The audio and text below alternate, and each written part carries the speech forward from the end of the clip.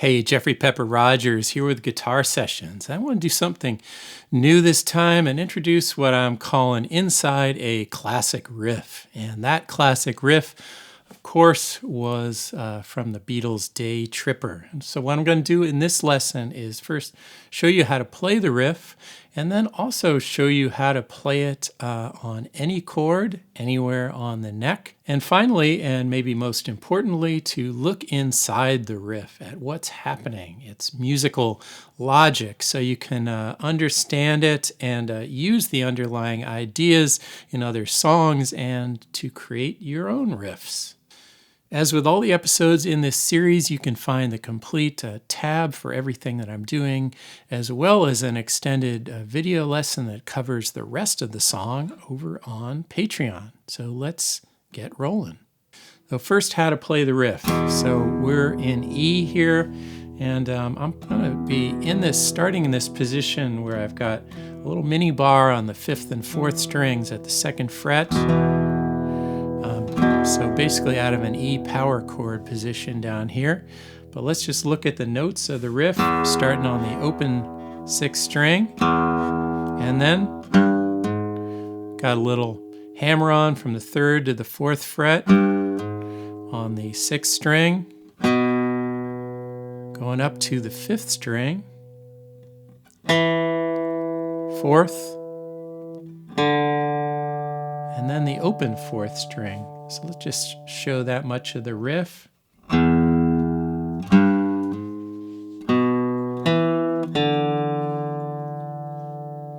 So I'm going to play from the 3rd and 4th fret to there as a hammer-on. You could also do it as a slide if you wanted.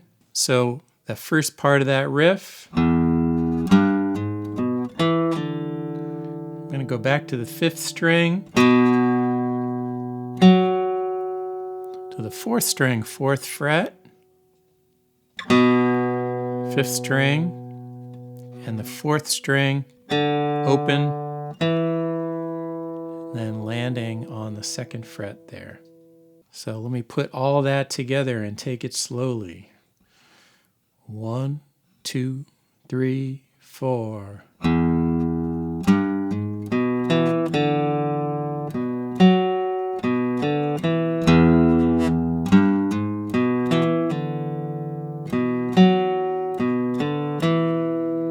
So when I go from that note on the 4th string down to the open string, I can do that as a pull-off or pick both the notes.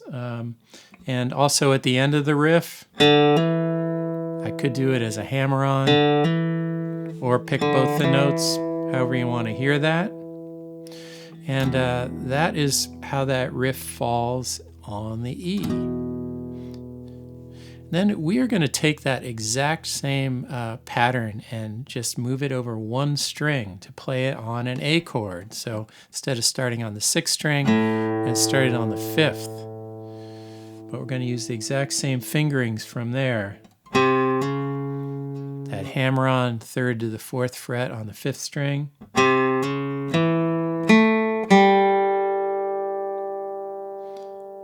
So that is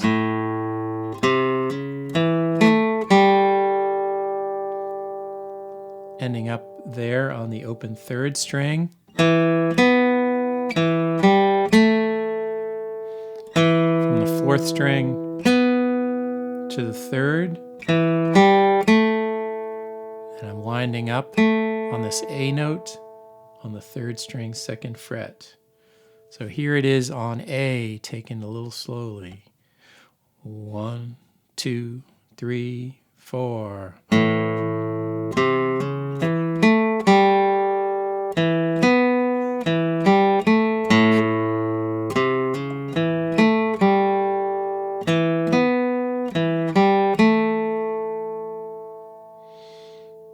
So the exact same pattern applied that we did in E applied to the A.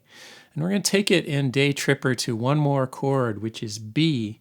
So the fingering changes a little bit because I'm not able to start on an open string. But I'm going to show you 3 possible ways to finger this riff on a B. So the first one, I'm starting here on the 5th string, 2nd fret, and then doing a hammer-on from the open 4th string up to the 1st fret. Then I'm going up to the 4th fret of the 4th string.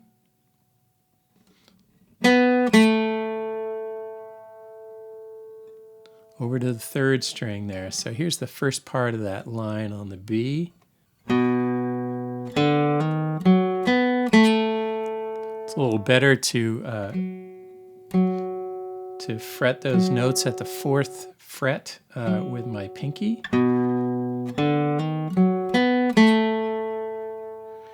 And then the rest of the line,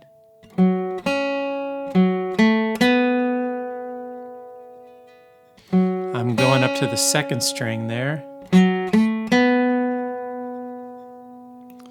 So here it is, fingered this way on the B. 1, 2, 3, 4.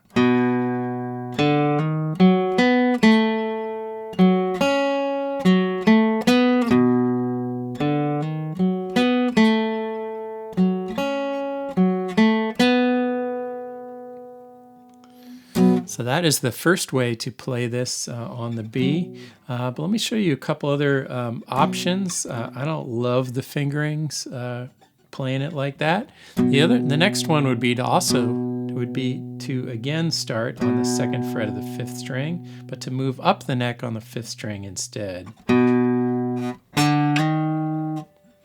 So to go from the 5th fret to the 6th fret on the 5th string, either as a slide or as a hammer-on.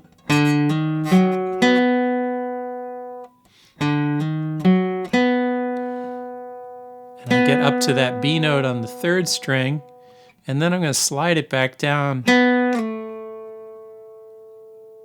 and end it like I did last time. So rather than playing that hammer-on here, I'm doing it here instead. 1, 2, 3, 4.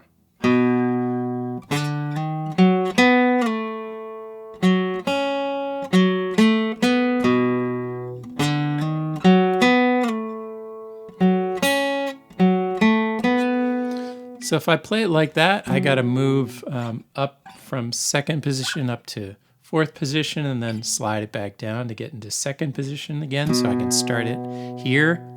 And that works, but it's a little bit of moving around. So a third way, which is probably my favorite way to do it, would be to start the riff on the 6th string up at the 7th fret. And I'm going to fret that with my pinky and be in 4th position for this version of it. So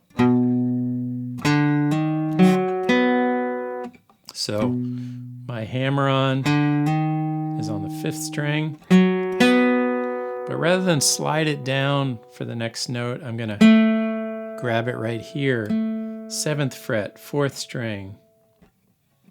So.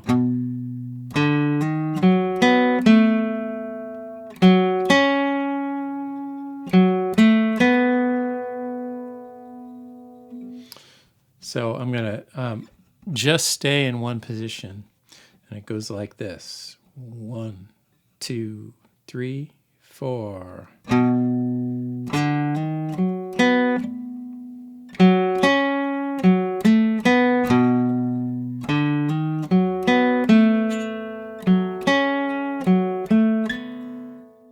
So there's a third way to play it. You can see which one feels best to you. I might favor that version at the 4th fret, so I'm not shifting positions.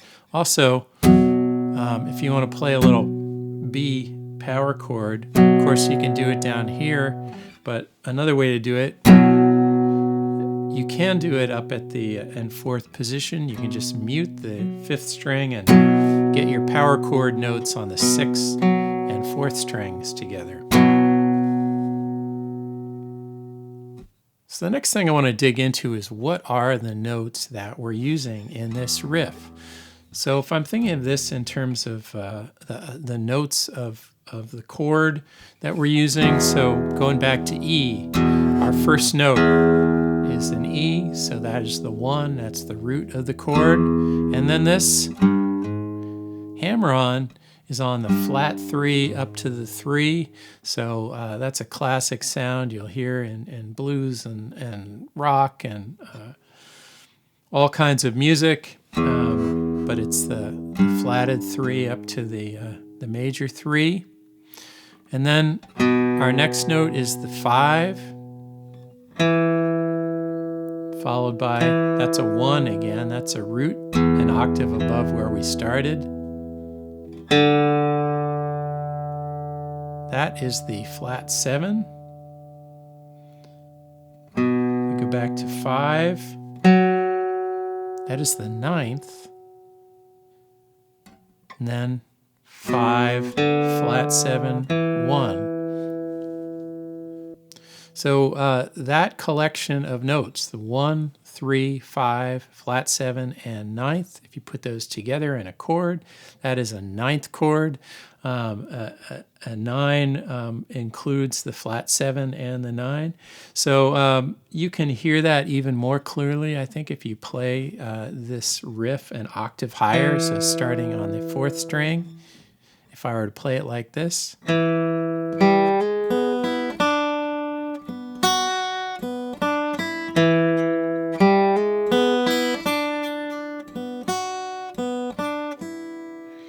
And then there's an E9 chord.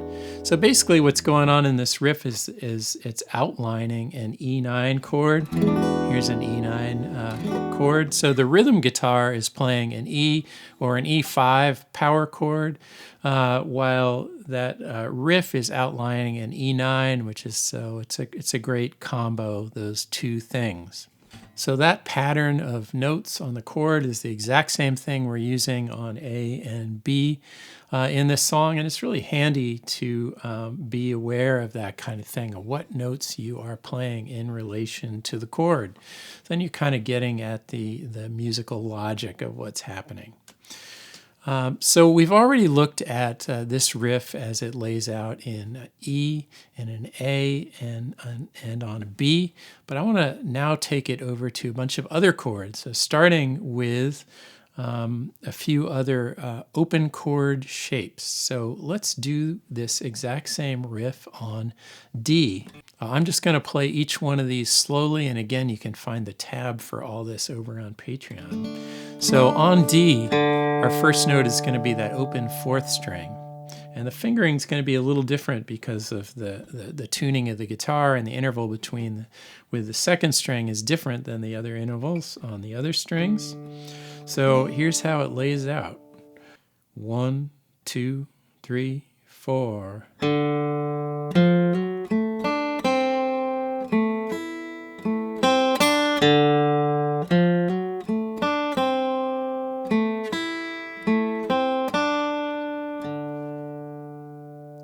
There it is in D. Now let's take it over to C. So our first note, that 1, is going to be on the 5th string, 3rd fret. And here's how the riff goes on a C shape.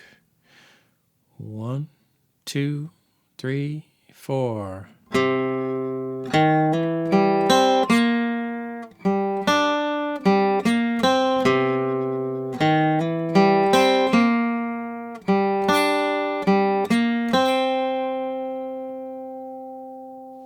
Sits really nicely there on a C shape. Now let's take it to G. So now I'm going to start the riff on the 6th string, 3rd fret. 1, 2, 3, 4.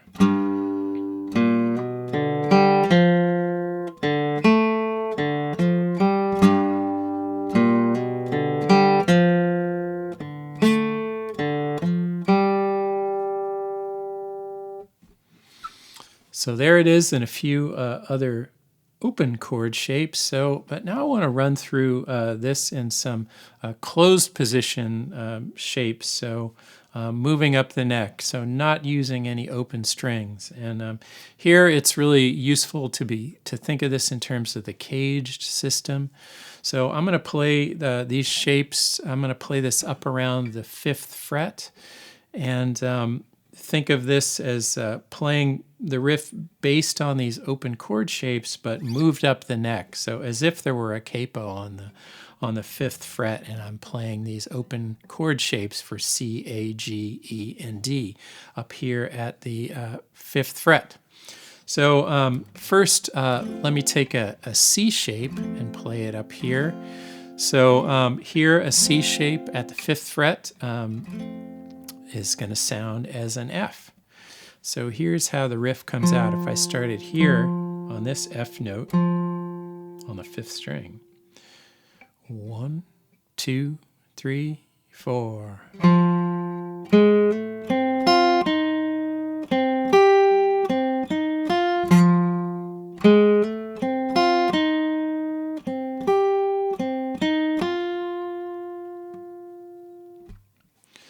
Next, an A shape up here at the 5th fret. So that's going to be sounding as a D chord here, and I'm going to be starting on the 5th fret. 1, 2, 3, 4.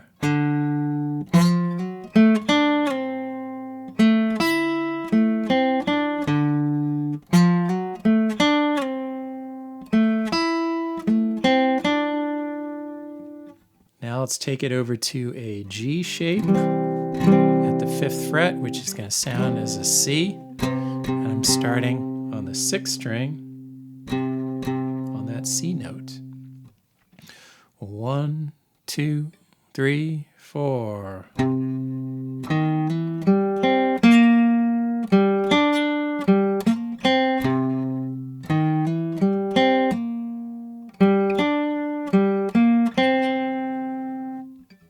Now an E shape up here at the 5th fret.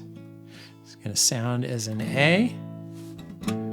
So I'm starting the riff on the A note on the 6th string. 1, 2, 3, 4.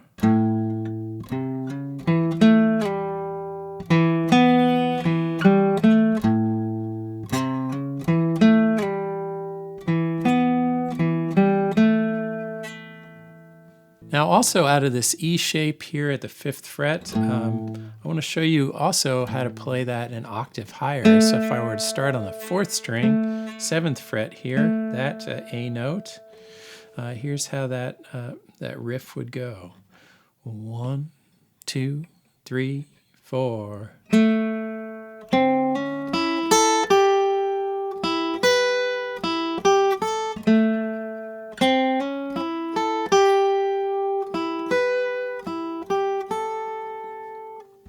Sounds cool up an octave like that as well. One final shape here at the 5th fret would be a D shape, which in this position is going to sound as a G. So I'm starting on the 4th string. 1, 2, 3, 4.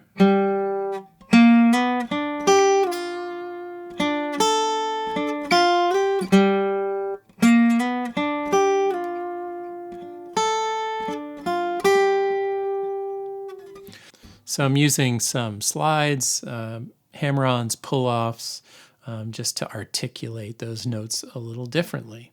So if you've gotten all that under your fingers with how that riff works and all these different places and in closed positions that you can move anywhere on the neck, you have something that's really transportable, and especially if you put that together with an understanding of the 1 and the 3 and the 5, flat 7, what those notes are, you really start to get these ingredients that then you can mix and match. You could play those notes in a different order, in a different rhythm to start creating your own riffs.